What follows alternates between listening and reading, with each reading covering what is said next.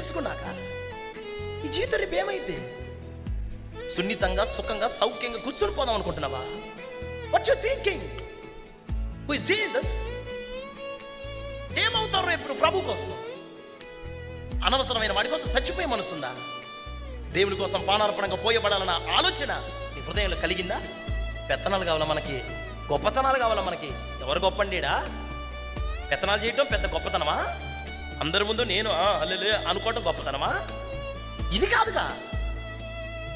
యేసయ్యని సంపూర్ణంగా తెలుసుకున్నవాడు గొప్పవానిగా మార్చబడతాడు. నామాలు తెలుసుకోండి అందరూ. Have to know Jesus completely. అందరిని మీ అందరిని ప్రతిమిలాడి చెప్తున్నాను, యేసు ఎవరో మీ హృదయానికి తెలియాలి. నువ్వు కథలకు తెలిస్తే నీ ఆత్మీయ జీవితంలో తప్పనడుగు లేయవు. వెరగబడిన వ్యక్తిగా మార్చబడవు. నీ విశ్వాసం సన్నగిలదు. నీలోకి అధైర్యం అనేది రాదు. ఉంటే ఉంటాం అంతే. ఏమైంది?